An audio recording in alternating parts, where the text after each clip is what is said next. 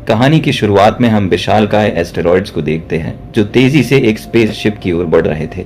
पर शिप के advance system ने इस खतरे को पहले ही भांप लिया और टक्कर से बचने के लिए डिफेंस सिस्टम एक्टिवेट कर दिया। लेकिन शिप और एस्टेरॉयड्स के बीच टकराव इतना जबरदस्त था कि कुछ देर के लिए सिस्टम बंद पड़ गया और शिप के परखच्चे उड़ गए। लेकिन शिप इतनी एडवांस थी कि उसके सेल्फ रिपेयरिंग सिस्टम ने फिर से खुद को ठीक कर लिया।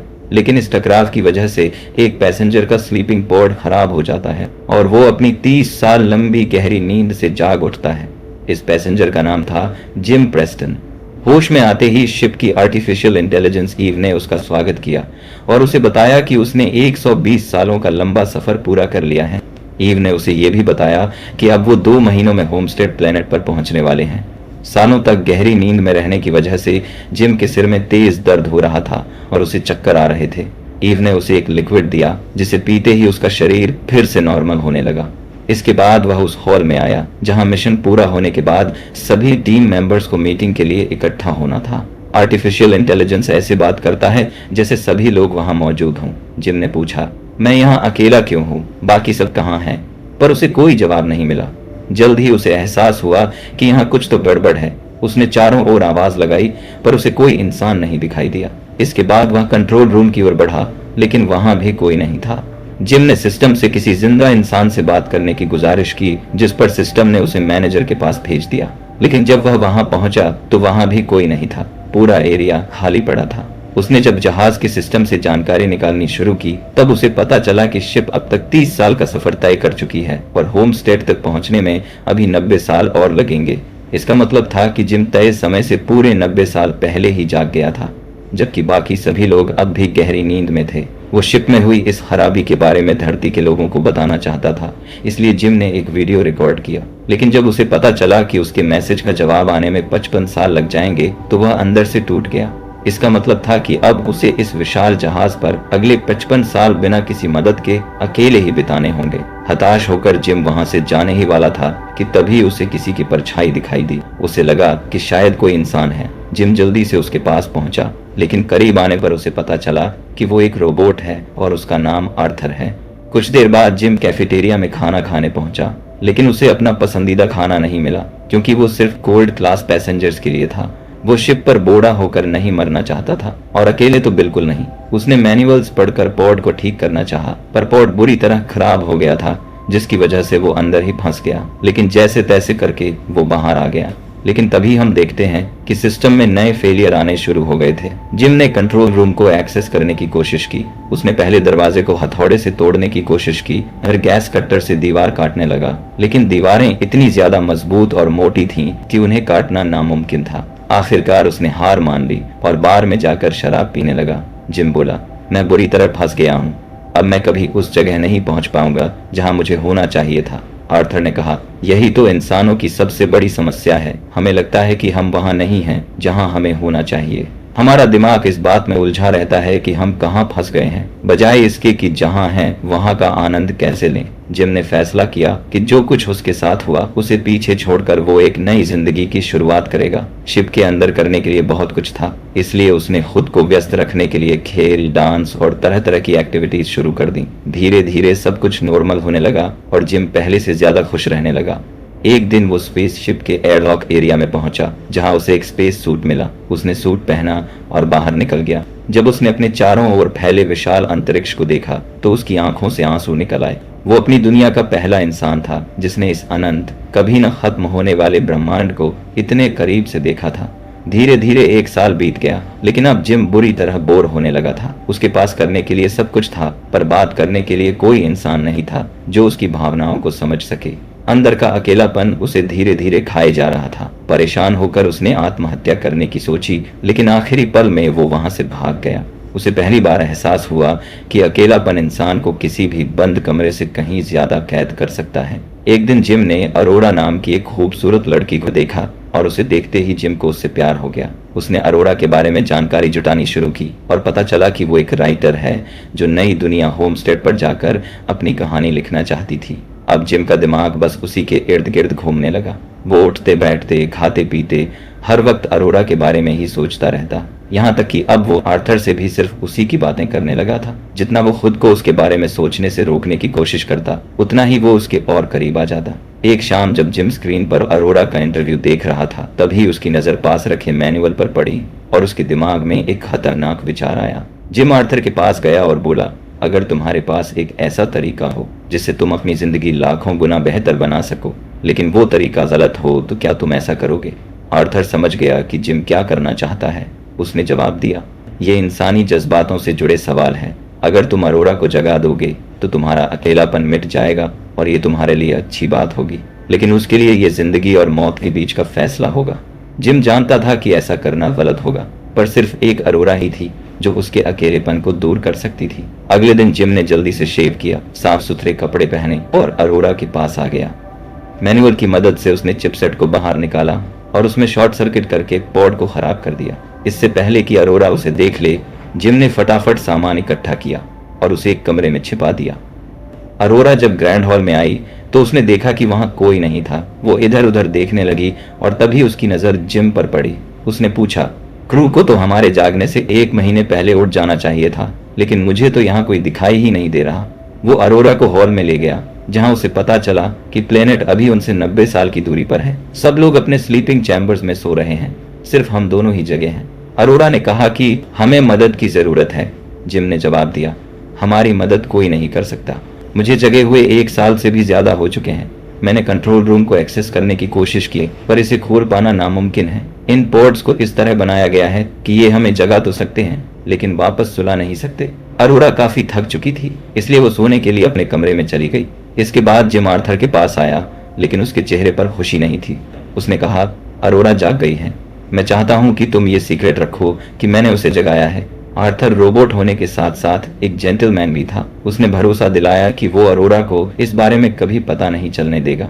अगले दिन अरोरा ने सिस्टम को अपने पोर्ट के खराब होने की शिकायत की और उसे ठीक करने में मदद मांगी, लेकिन तभी जिम वहां आ गया और उसने अरोरा को अपने साथ लंच पर चलने के लिए कहा। इसी बीच शिप में फिर से सिस्टम फेलियर्स आने लगे। कहीं लाइटें झपक रही थीं, तो कहीं ऑटोमेटिक दरवाजे खुद से खुल रहे थे, लेकिन किसी ने इस पर ज्यादा ध्यान नहीं दिया।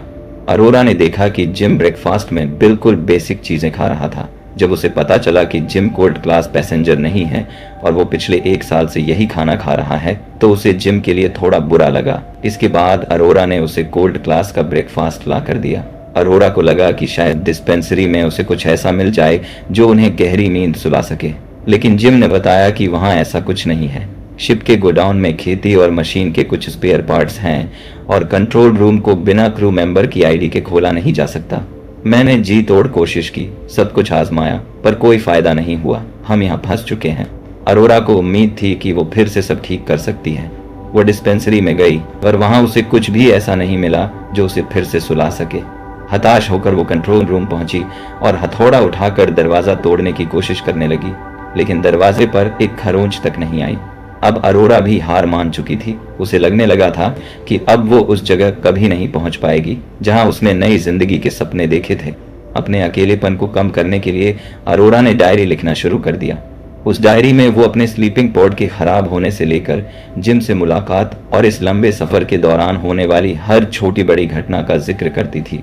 एक दिन वो जिम का इंटरव्यू लेती है और पूछती है कि तुम यहाँ क्यों आए। जिम ने कहा, धरती पर जब कोई चीज टूट जाती है तो लोग उसे फेंक देते हैं, लेकिन यहाँ ऐसा नहीं है। मैं एक इंजीनियर हूँ और ये दुनिया अब भी बन रही है। यहाँ मैं जैसे चाहूँ वैसे अपना घर बना सकता हूँ, बिना किसी नियम, बिना किसी रोक टोक के। अरोरा ने बताया कि उसने रिटर्न टिकट लिया था। 1 साल होमस्टेड ग्रह पर बिताने के बाद मुझे धरती पर वापस लौटना था। मैं वहां जाकर एक किताब लिखती, ऐसी किताब जिसे हर कोई पढ़ता, लेकिन अब मुझे नहीं लगता कि मैं वो किताब कभी लिख पाऊंगी। मुझे कोई और रास्ता नहीं सूझ रहा जिससे मैं हमें बचा सकूं, और अब मैं इस बारे में सोचना भी नहीं चाहती। वो सब कुछ भूलकर फिर से एक नई शुरुआत करना चाहती थी।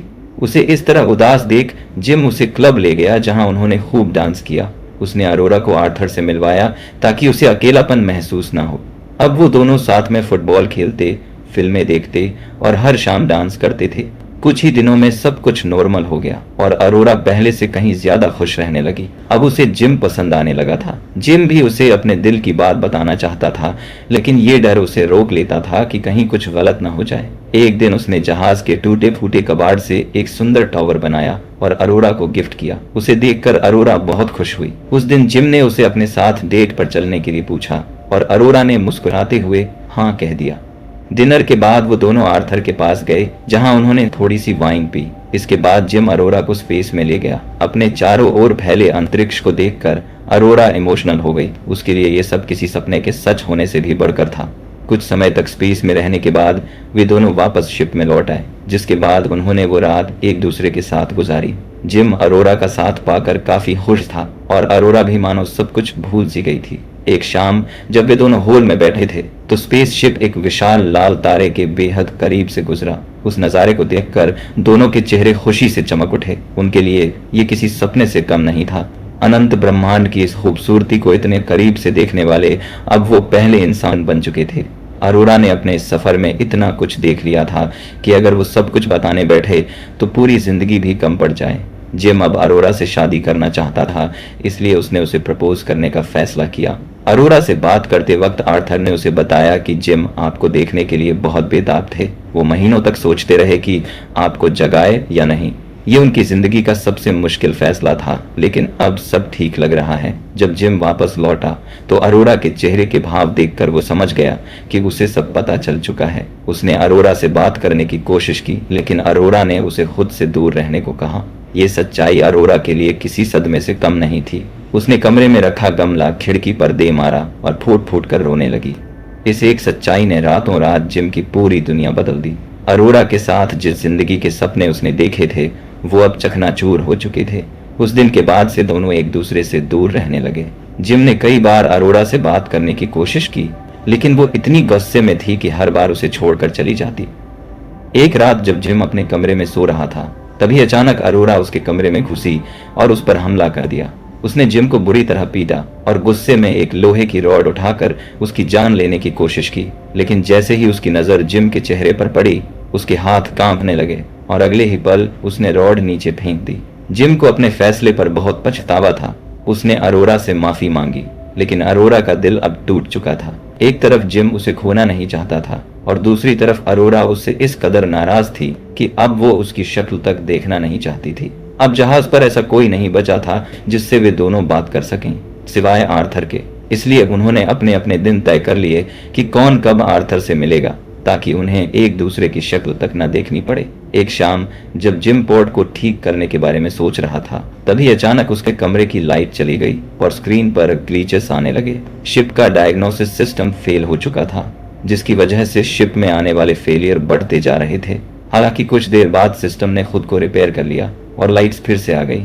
उधर हम अरोरा को देखते हैं, जो धरती पर मौजूद अपने दोस्तों के पुराने वीडियोस देख रही थी। उसे एहसास हुआ कि वो शायद कभी खुश थी ही नहीं। वो जिंदगी में कुछ नया करना चाहती थी, लेकिन धरती पर यह मुमकिन नहीं था। जिम ने भले ही उसे जगाकर गलत किया था, लेकिन वही एक इंसान था जिसके साथ वो इतनी खुश रही। उसने अपनी जिंदगी खुलकर जी, वो सब किया जो वो शायद अकेले कभी नहीं कर पाती। अब उसके पास सुनाने के लिए बहुत कुछ था। हालांकि वो अब भी जिम से नाराज थी।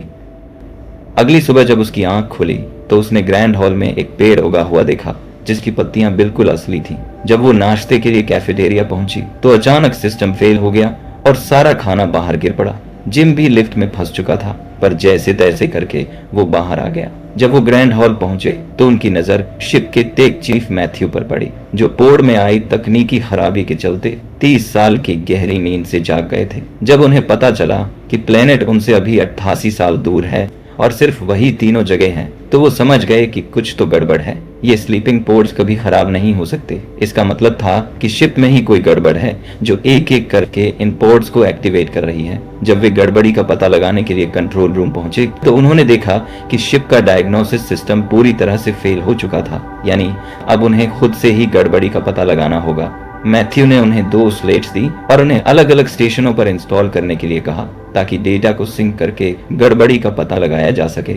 स्लीपिंग पॉड्स की जांच करने पर मैथ्यू को पता चला कि जिम के पॉड में लगी घड़ी की चिप जल गई थी, लेकिन अरोरा के पॉड के साथ ऐसा नहीं था। उसके पॉड को जानबूझकर खराब किया गया था। जब उसे पता चला कि जिम पिछले 1 साल से शिप पर अकेला था, तो वो समझ गया कि ये सब जिम ने ही किया होगा। डेटा सिंक करने पर उन्हें पता चला कि सिस्टम में हर जगह खराबी है, लेकिन कोई भी सिस्टम पूरी तरह बंद नहीं हुआ है।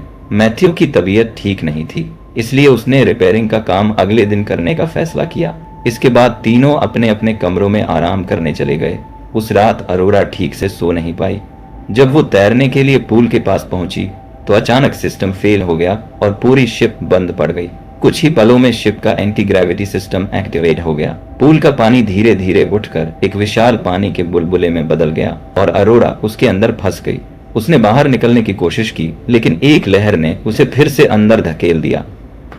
उधर जिम, जो गहरी नींद में था, जब उसकी आंख खुली तो उसने देखा कि सिस्टम फिर से बंद हो चुका है, लेकिन वो कुछ कर पाता इससे पहले ही सिस्टम ने खुद को रिस्टार्ट कर लिया और जैसे ही शिप दोबारा चालू हुई, हवा में तैर रहा सारा पानी नीचे आ गिरा, जिससे अरोरा की जान बच गई। डेटा सिंक करने पर उन्हें पता चला कि सिस्टम चिप्स के जलने की वजह से फेल हो रहे हैं और शिप के कई हिस्से जरूरत से ज्यादा काम कर रहे हैं। हैरानी की बात यह थी कि ये गड़बड़ियां करीब 2 साल पहले ही शुरू हो चुकी थीं। अगर इन्हें जल्द ठीक नहीं किया गया तो मिशन पूरी तरह फेल हो सकता है और वो हमेशा के लिए अंतरिक्ष में फंस सकते हैं। मैथ्यू ने कहा कि डायग्नोसिस सिस्टम्स फेल हो चुके हैं, इसलिए अब उन्हें खुद ही असली समस्या का पता लगाना होगा। लेकिन इतना कहने के तुरंत बाद ही वो बेहोश होकर जमीन गिर पड़ा। जांच करने पर पता चला कि उसे 1-2 नहीं बल्कि 1000 से भी ज्यादा बीमारियां हो चुकी हैं। उसके शरीर की कोशिकाएं तेजी से नष्ट हो रही थीं, जिसका मतलब था कि वो ज्यादा समय तक जिंदा नहीं रह पाएगा और ये सब उसके स्लीपिंग पॉड में हुई गड़बड़ी के कारण हुआ था। सिस्टम ने उसे कुछ मेडिसिन्स दी जो उसे कुछ दिनों तक जिंदा रख सकती थी, लेकिन मैथ्यू ने उन्हें लेने से मना कर दिया। समय बहुत कम था, इसलिए मैथ्यू ने जिम को अपना आईडी दिया और कहा गड़बड़ी ढूंढकर उसे ठीक करना अब उसकी जिम्मेदारी है। ये कहने के कुछ देर बाद ही उसकी मौत हो गई। जिम और अरोरा ने पूरा सम्मान देते हुए उनकी बॉडी को स्पेस में डिस्पोज कर दिया। कुछ वक्त बीता ही था कि तभी शिप का सिस्टम फिर से बिगड़ने लगा और पूरी शिप बंद पड़ गई। आर्थर तो जैसे पागल सा हो गया। वो अपना चेहरा टेबल पर रगड़ने लगा और बार में रखे ग्लास एक एक करके तोड़ने लगा, लेकिन ठीक समय पर जिम ने उसकी चिप निकाल दी और आर्थर तुरंत बंद हो गया।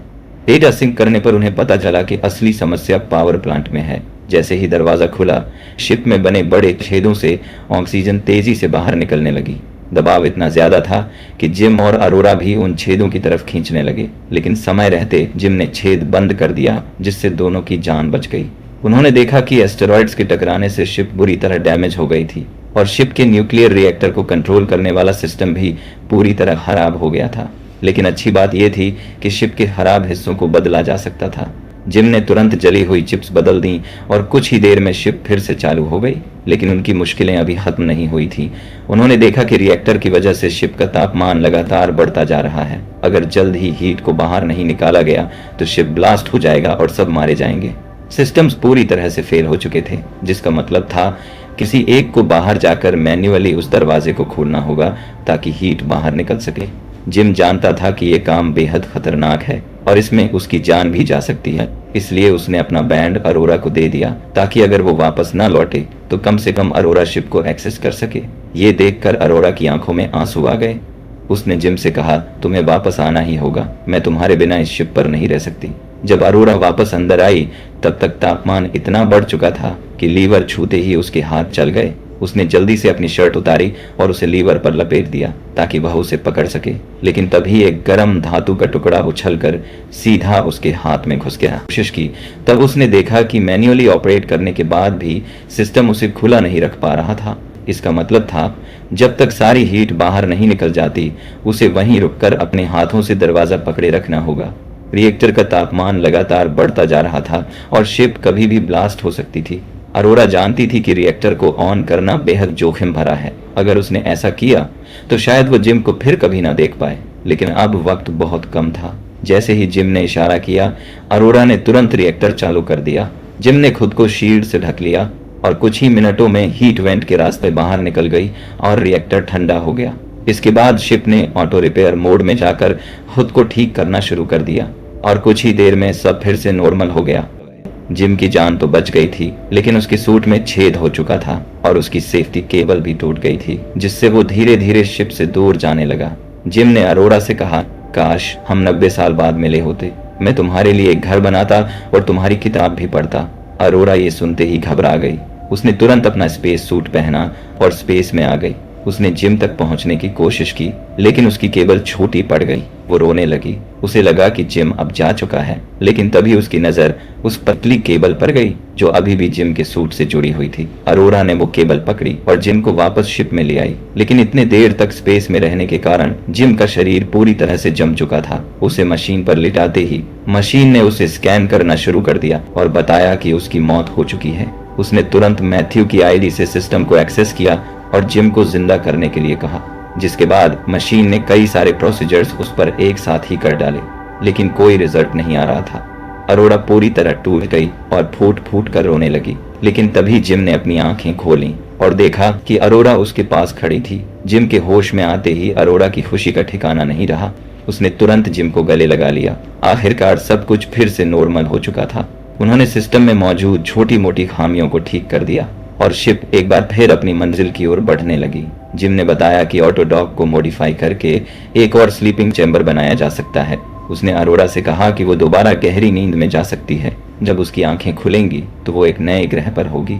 अगर वो चली जाती तो जिम एक बार फिर से अकेला पड़ जाता, इसलिए उसने जिम के साथ ही रहने का फैसला किया। आखिरकार जिम ने उसे वो रिंग दे ही दी जो वह उसे कई सालों से देना चाहता था। अब हम एवेलॉन शिप को देखते हैं, जो 88 साल बाद आखिरकार होमस्टेड प्लेनेट पर पहुंच जाती है। जब क्रू मेंबर्स की आंखें खुली तो उन्होंने ढेर सारे पेड़ पौधे देखे जिसे जिम और अरोरा ने मिलकर लगाया था, और इसी के साथ ये मूवी यहीं पर खत्म हो जाती है। अगर आपको भी कभी धरती जैसे किसी दूसरे ग्रह पर जाने का मौका मिले तो क्या आप जाना चाहेंगे?